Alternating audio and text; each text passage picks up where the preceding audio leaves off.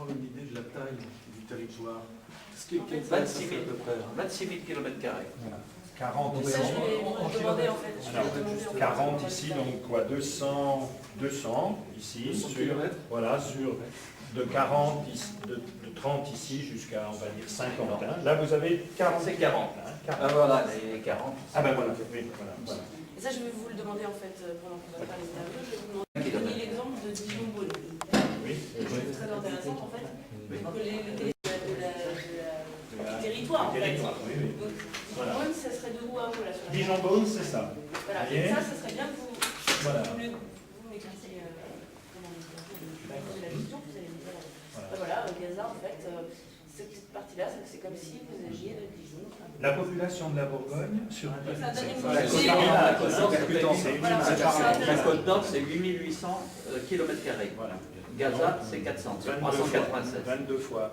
Donc voilà, vous. Nous, si vous voulez, hein, on va entrer par ici, on va être dans une ville égyptienne qui s'appelle El Arish, ici, à 30 km. Donc vous voyez, en gros, c'est ça.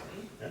Alors, le point de passage unique, c'est Rafah, pour nous. C'était mon cartable que tu avais à côté. Je me déplace ici. Vous voyez, on entrerait En fait, à Rafah, et on irait jusqu'à Gaza.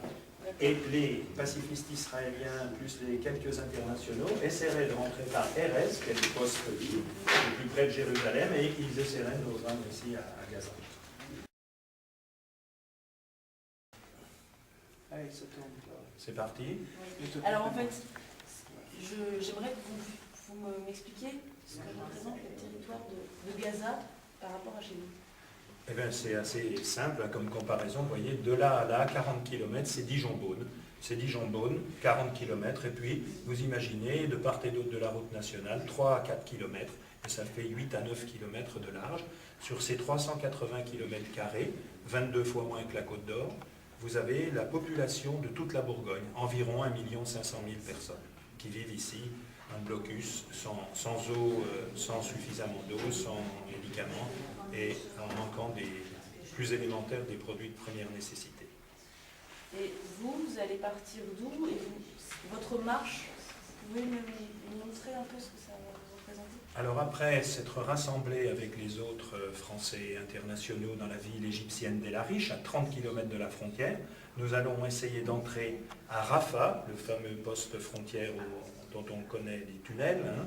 Voilà, il y a entre El Arish et Rafah, on a 7 checkpoints qui vont beaucoup retarder le voyage. Et ensuite, nous entrerions le 28 au plus tard dans la bande de Gaza par Rafah.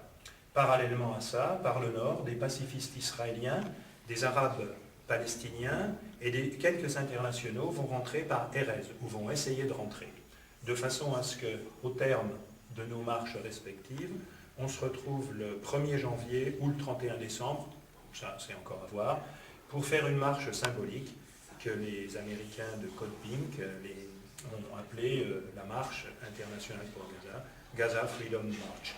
Voilà. Et vous avez l'autorisation de tout ça? Alors, on a des papiers en règle, bien sûr, une charte très, très contraignante hein, de non-violence, de respect de la légalité de chaque pays, mais on a une incertitude sur la possibilité d'entrée d'Égypte à Gaza. Les autorités égyptiennes n'ont pas donné de véritable feu vert pour l'instant, et au jour d'aujourd'hui, si on peut dire, on n'est pas sûr du tout de pouvoir passer. Et si vous ne pouvez pas passer, vous faites quoi? Alors un programme alternatif en collaboration avec des pacifistes égyptiens, avec des organisations qui ont les mêmes buts que nous en Égypte.